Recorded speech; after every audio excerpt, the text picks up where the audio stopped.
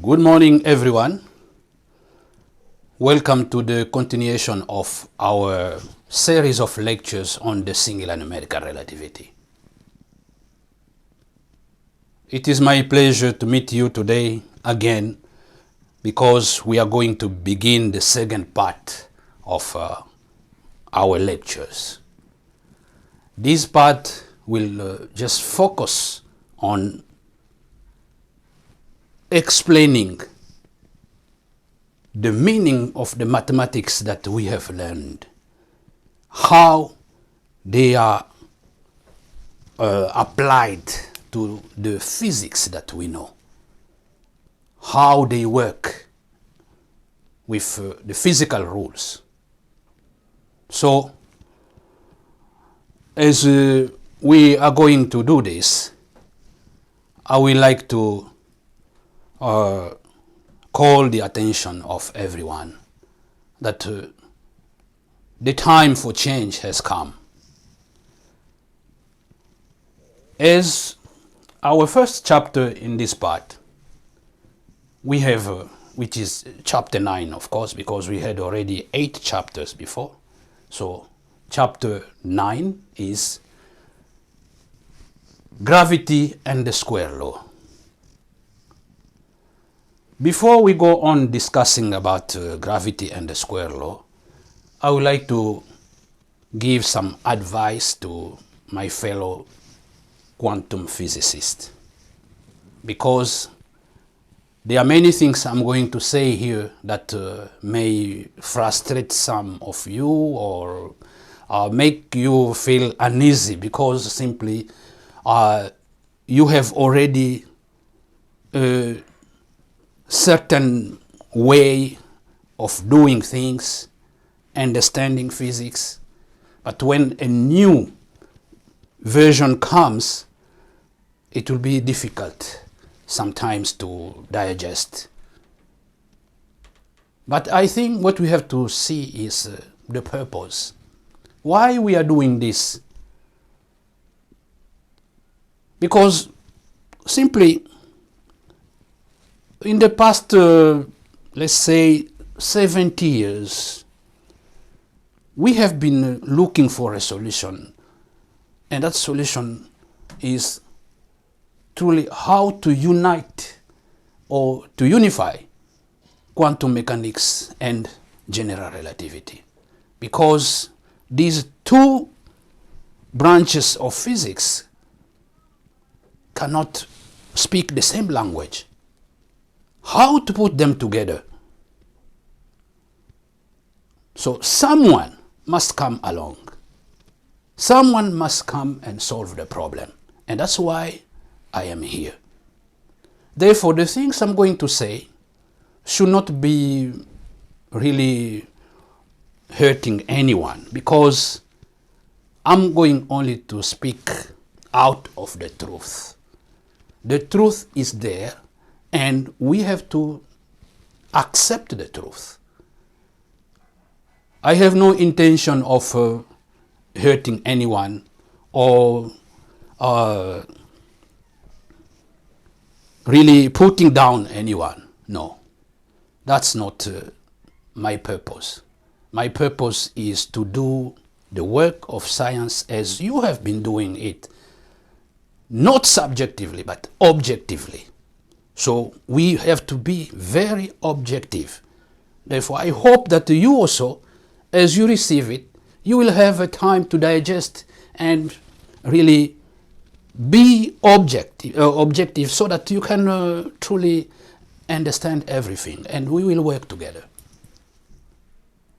So to begin with, we are going first to review what the mathematics have told us. What did we learn from the mechanics of numbers? The mechanics of numbers tell us that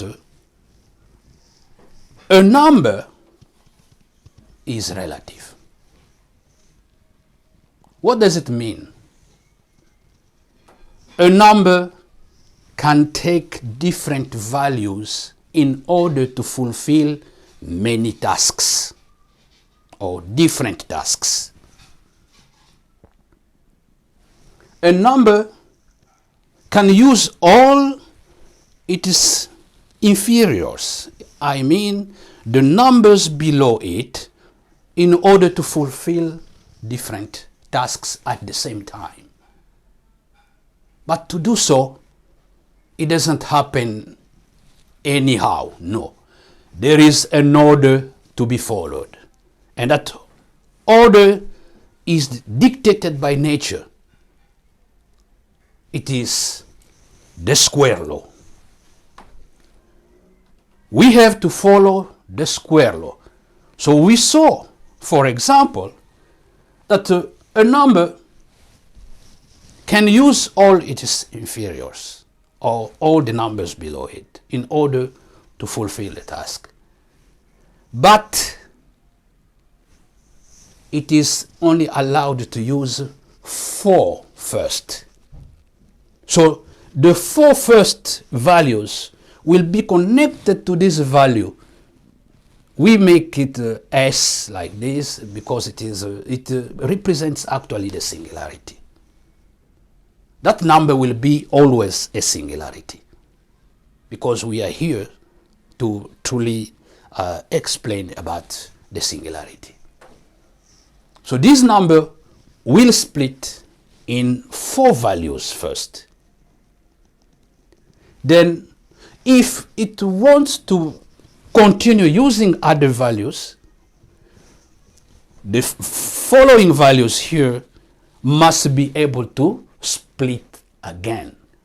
But as you see, the order goes as 1, 4, so the next should be 9.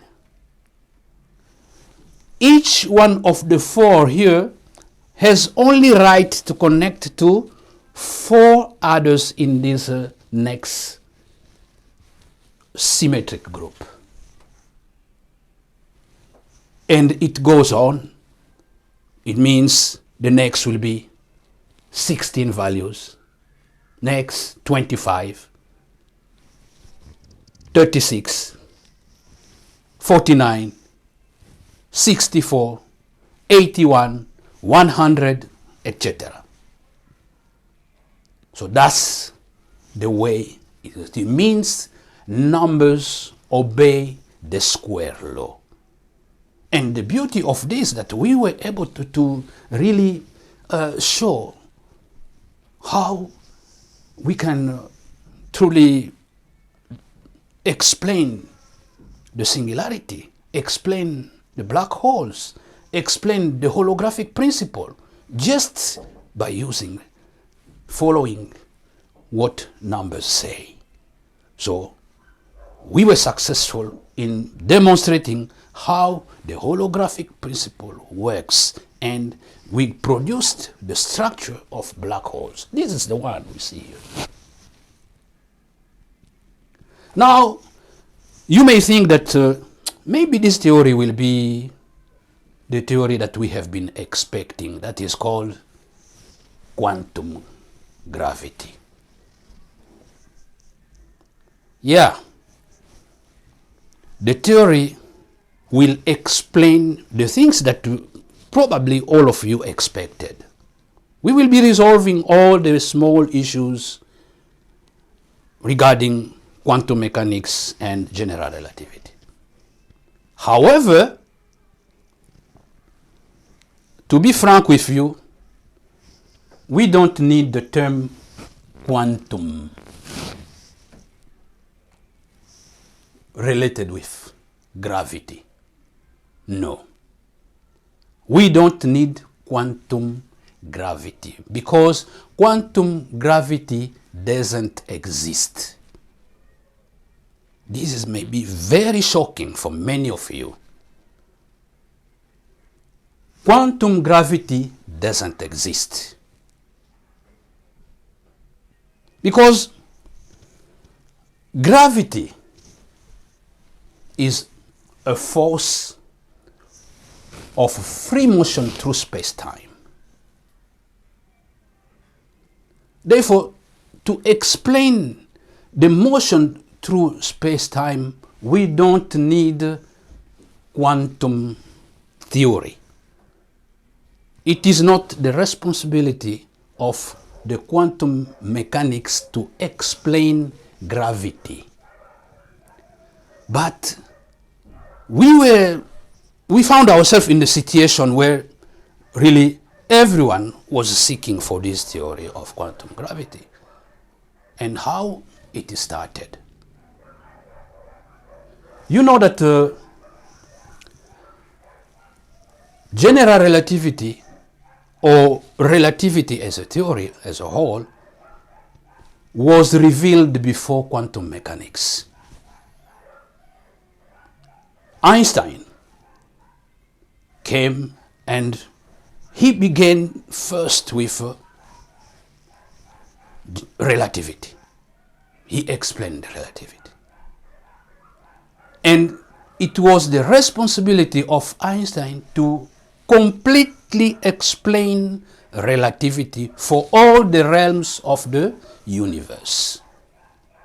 Therefore, it was not a duty or a responsibility of quantum mechanics to explain that. That's why even you did all your best bringing so many kinds of theories that have been put forward, but all of them, none of them was able to truly to meet the requirement of what we called quantum gravity.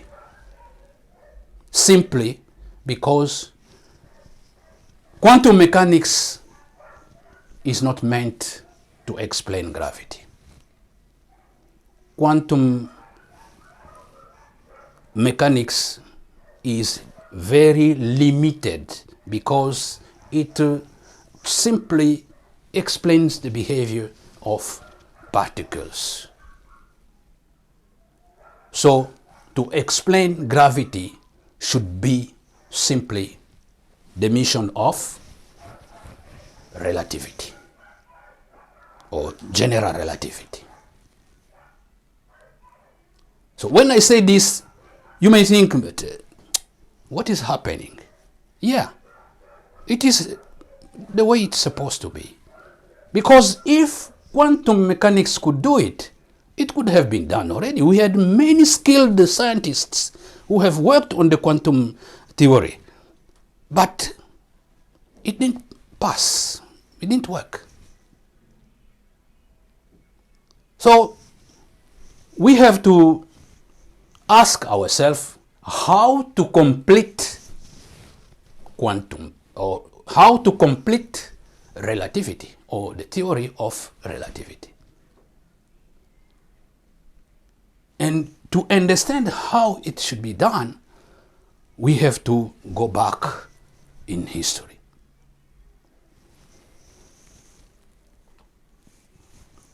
It is Einstein who was supposed to complete it. But because he failed, then this idea of quantum gravity started. It looked very good, and everybody was really working on that, but it is irrelevant. It was not supposed to be. That's what I'm saying. And then how Einstein was supposed to complete relativity. You know, Einstein was not just a simple guy. I say so because he started like all the boys, like all the students. He was in school, but he was not even the best in his class. He was not the best. He was not always the first on top, no. But later, Einstein became the superstar. And until today, we praise him. Why? Because he was a chosen person. He had a mission. His mission was to completely reveal relativity, and relativity will allow quantum mechanics to be understood easily by everybody. So, in preparation for his mission, Einstein was given a compass by his father at the age of 5. Then we read in the books that through that compass, his mind began to function, thinking about natural phenomena. So he was able to think, for example, how to ride on a beam of light. Very strange idea. Somebody's falling from the roof, then this person will not feeling his weight anymore. All those things were not, are not ordinary things, because to think about them is very difficult. But because he was a chosen person, so he did it. Even though people doubted about him in the beginning, but today we know who he is. So, apart from this, compass he was given, Einstein used to play a certain game. He had a hobby of playing with cards. Then he will build cards like this, a castle of cards. Then, as you see, this is hard work to do. But the sister says that one time Einstein was able to build this up to 14 levels. That's a lot, 14 levels. This we have here only 5 that are visible because it can continue. This is already many. What about 14? So you have to go again, I think 9 levels below. That's a lot. Why Einstein was doing this? For us ordinary people, we may think of, he was just a child playing with cards, but no. Chosen people are prepared and they get the clues or the hints for what they have to fulfill through what they do, what they observe. This I am talking out of experience. If I had to tell my own experience to you, you will be surprised because it will take too long. Plenty of things to say. But Einstein, as a chosen person, had the responsibility to find out a code that which was behind this. This was really, there is a secret that is hidden behind these cards, and that secret is number. Number. Or if you want, numbers.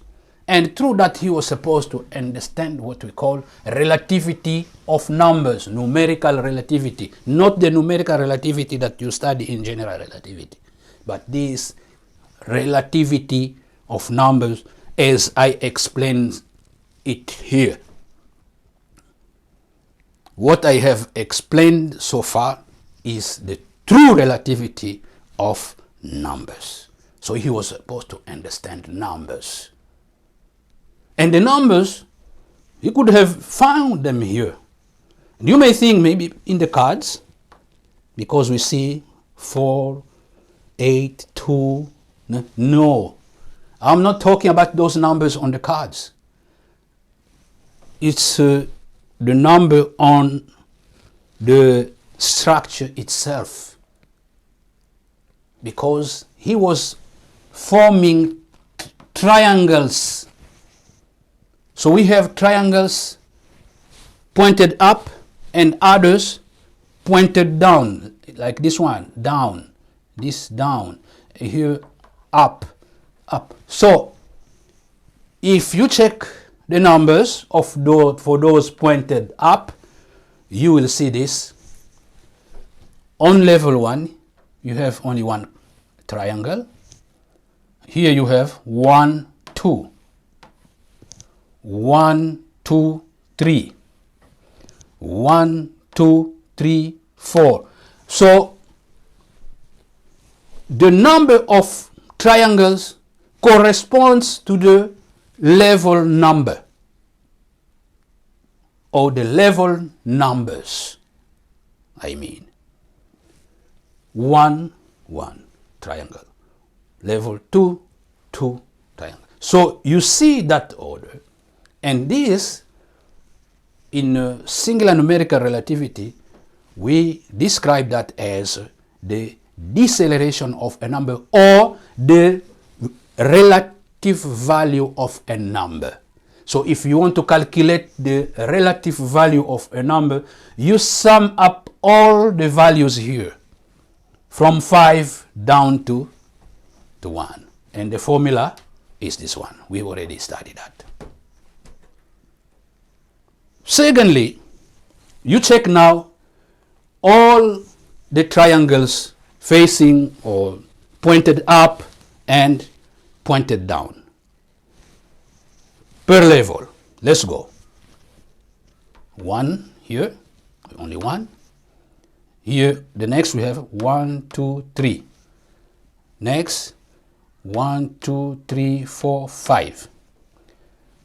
1, 2, 3, 4, 5, 6, 7. So you see these numbers. These are the numbers we have been dealing with when we were doing our calculations on the singular numerical relativity. The same numbers. And here, it was whispering something we call the square law, because you move from a squared number to another squared number. So it means when you add this, you have always a squared number. You start with 1 squared, 2 squared, 3 squared, 4 squared, 5 squared. You continue. So using this formula, Einstein could have even calculated the number of cards, the number of triangles that he used in this structure. So what I'm trying to say here is that if Einstein had remembered these cards when he was still alive, then he could have solved the problem. Even at the age of 70, he could have resolved the problem. All he needed is to remember some of the things he did since his young age. Of course, the compass, I don't know if he remembered that, but this was the key for him, because he was working on this, investing his time and energy to build these things. It was not a simple thing. You may think, oh, but you are trying to make a story just to show that you understand Einstein. No, don't feel that way. I told you, I'm not here for to lessen the value of Einstein or whatever. I'm here to reveal, because even you, as you are there, maybe you have something you have been thinking about. You want to contribute to science. You want to leave your name in the books of science, because you have something that you wanted, but because you don't have self-awareness. That's what we call self-awareness. Einstein was supposed to simply to remember his past and see some things that he was doing. But this one passed unseen. So sorry for that. And because of that, he could not understand numbers. But numbers were the solution. The second thing is that in 1905, Einstein published 4 main papers. And one of the papers was about relativity. Then he worked on that relativity. He developed the theory of relativity, formulating it. And in 1907, he published it as a theory of relativity. But when it reached to the people who were supposed to accept it, they said, it must be only spatial relativity, because it doesn't have gravity. It doesn't have acceleration. So Einstein went back to basic. He went back to basic. Then, inspired by the equivalence principle, Einstein decided to modify Newton's first law. Newton's first law says all bodies follow the standard motion. Therefore, there is no point in looking for forces responsible for their motion. This standard motion is a motion in straight line and or with constant speed or velocity. You understand? This is where Einstein came to say, yes, I got it. Then Einstein said, yeah, we say here, there is no point in looking for forces responsible for their motion. It means we can abolish all the forces of nature that act on objects. However, we cannot abolish the force of gravity. Why? Because gravity is connected to space-time, which is our base.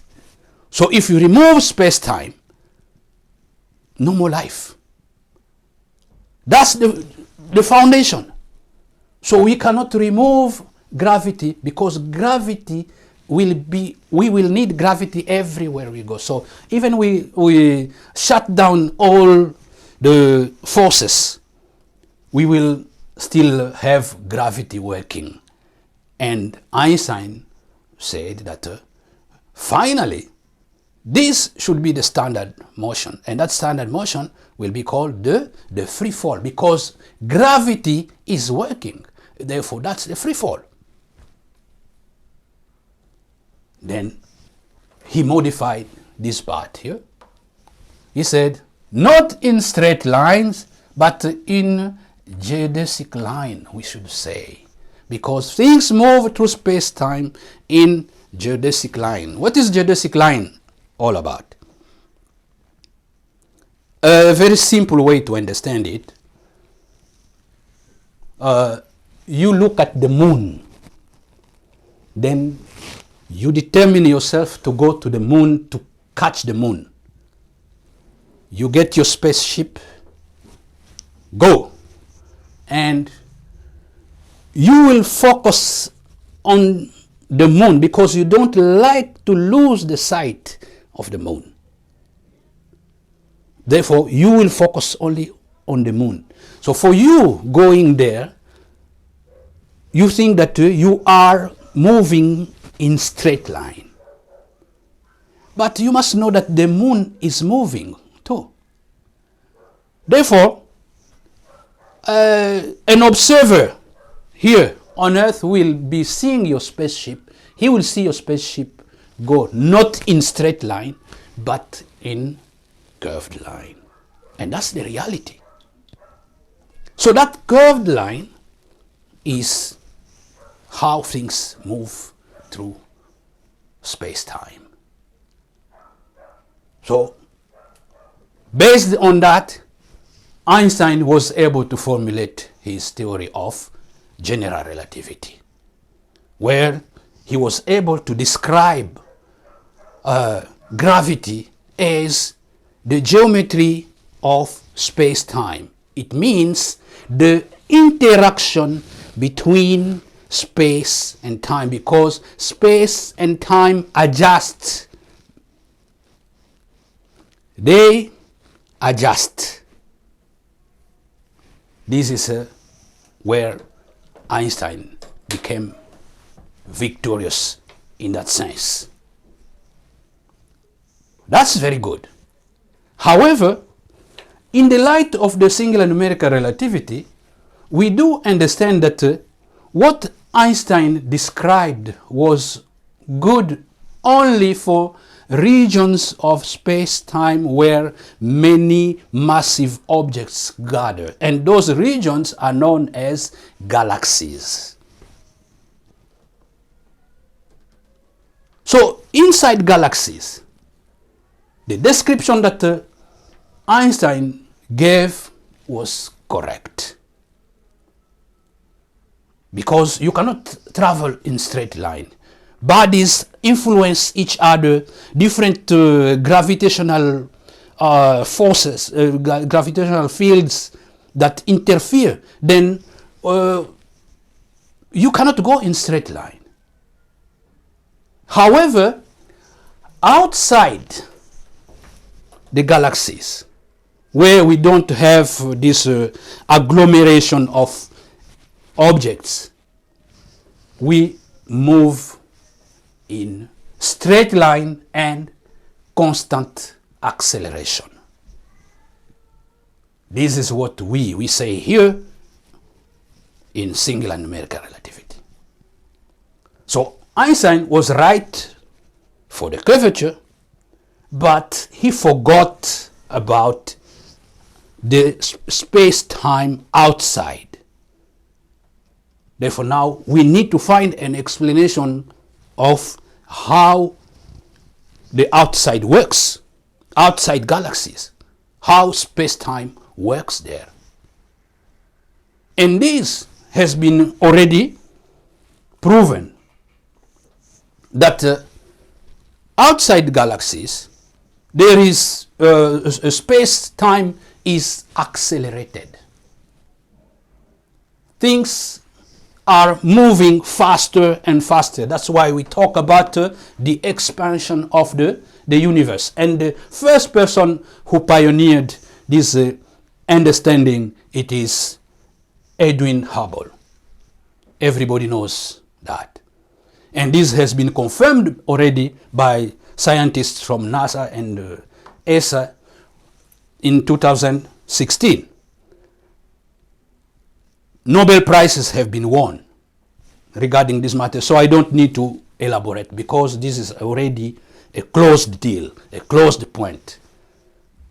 But I'm just reminding you, for you to understand that outside the galaxies, there is space-time is accelerating. Therefore, we have galaxies that are far away from us move faster. Those closer a little bit faster. But more the faster one are the one which are far away from us. So this was proven. But one thing that these scientists, all of them, including Einstein, did not refer to, because they came up with numbers. The NASA and the ESA scientists said no. The numbers that were given by Hubble were good, but we found that there is an increase in the speed that he estimated. Of course, all of these are approximations. But if we want to get it right, we need to go back to Galileo. Galileo left us this ruler we call the ruler of space-time. You know very well that Galileo was obsessed with the free fall of objects. He was able even to climb on top of this building in Italy we call Pizza, the Pizza Tower. He dropped things from the Pizza Tower to see how things fall. Then he realized that all things fall at the same rate if we remove the obstacles, all the pollution that is in our environment, in space, I mean.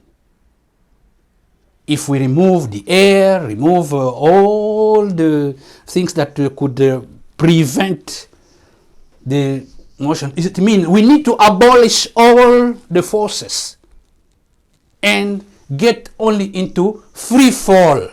And in the free fall, which is the standard motion, then things fall all at the same rate.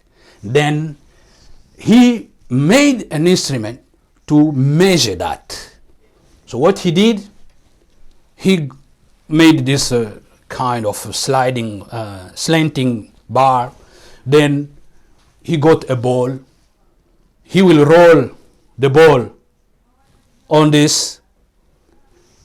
One tour made by the ball will be marked as 1 unit of distance.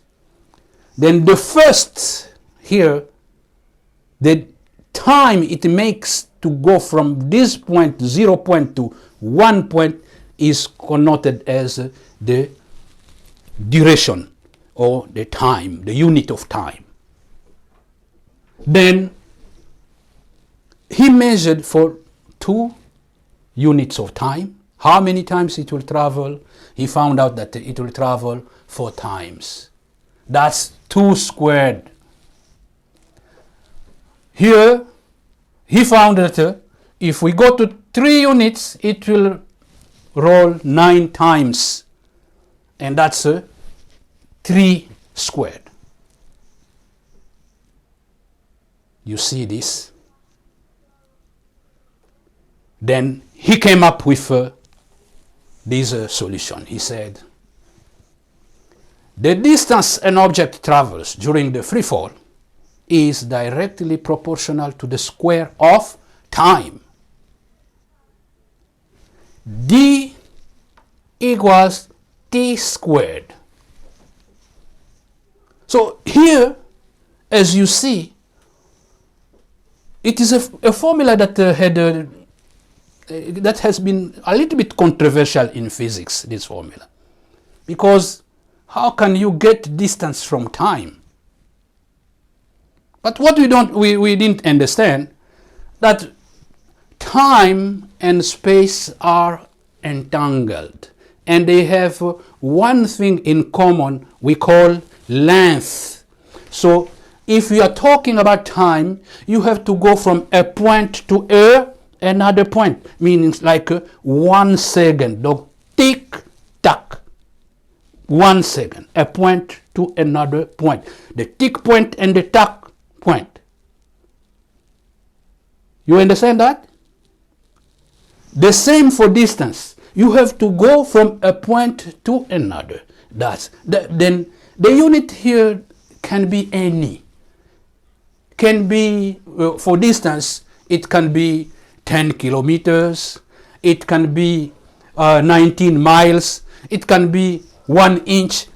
It doesn't matter. All you need to know the time now. What is the time? And that time should be a second, a day, an hour, a week, a year. It means a period of time, no matter how short it is, should be a period of time. The time we are talking about here is not like 8 o'clock. No. We are talking about a duration, a length. That's why this formula explains the units only, the numbers only. So if you want to study gravity, to know how things move through space and time, you have only to use the numbers. That's why we are insisting on the square law, because the square law is the rule of numbers. It is the law that drives the whole universe. And surprisingly, the formula you see here is the formula that is going to resolve all the issues we have in physics today. Quantum mechanics issues will be solved only using this formula. So there is no particle involved here. We don't need to study particles. We don't need formulas from quantum mechanics in order for us to resolve the issues of quantum mechanics. The problem of measurement, the problem of probabilities, the problem of the branching, all of those problems will be solved by simply using this formula. Therefore, I am revealing to you the formula that comes to unify quantum mechanics and general relativity. And for that, we have to thank the great man, Galileo. Galileo. You understand? Galileo, the great man. He's the one.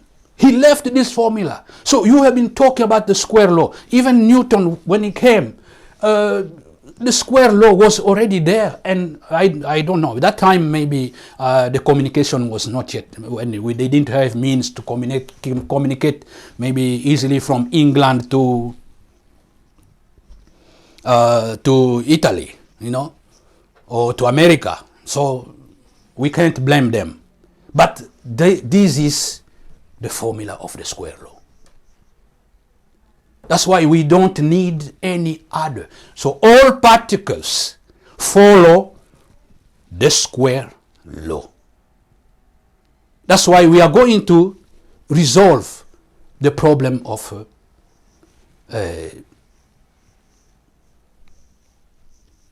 the double slit experiment using only this. We will explain the double slit experiment. We will measure events in space and in time using only this ruler. That's why this ruler is the key. Galileo left us this heritage. This is the most important formula. You have been looking for a formula which is very short, which is very small, that can bring everything together. Look at it, only 2 letters. D and T. E equal mc squared is too long. And if Einstein remembered this, because it was available, he came closer to the point where he realized that the standard motion was the free fall. Therefore, in order for him to explain how time and space interact during the free fall, he had only to refer to this formula. D equal T squared. Do you understand? This is a big revelation. It is the greatest day in science today.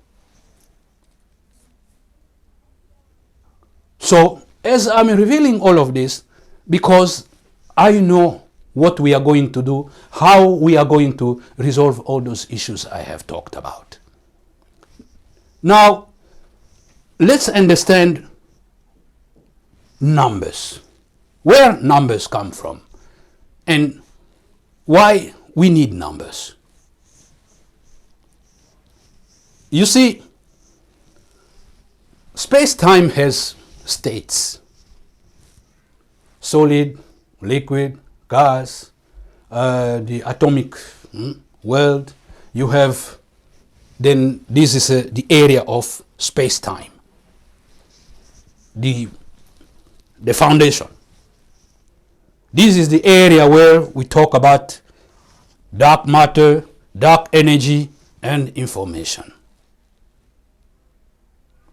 So space or space-time, for a fish, for example, in water, the liquid in that water is a space. For a bird around the earth, the whole atmosphere around the earth is the playground. That's a space. For an electron will tell you, yes, for me, I can be anywhere, in the air, in everywhere, in the wood, in the stones, in anything, electron is there. But ask the electron, let's go and visit the black hole. The electron will say, no, there is matter singularity. I will be crushed if I go there. Therefore, please understand me. I will not go there. So that's why you see that even you use the electrons and other particles to the protons, quarks, neutrons, and other subatomic particles that are being found through our colliders, particle colliders, it doesn't solve the problem, because all they are in this realm here. They are not in the realm of space-time. That's why particles cannot be used in order to solve the problem of quantum mechanics and general relativity. We need only something familiar to space-time, and that's number. Number or numbers are the building blocks of space-time.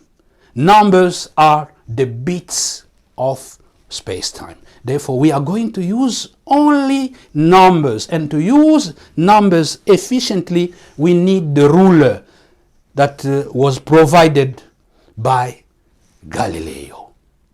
And that's what we are going to do next time. We will begin by measuring events, because the whole purpose of relativity is to measure events, where they happen and when they happen, and even the gap between different events. You understand? And I think I am right. Yes, I am right. So that's what we are going to do. Therefore, at that point, you will see that some of the formulas maybe that have been used in the past will not be needed to measure events. So be ready. Thank you very much.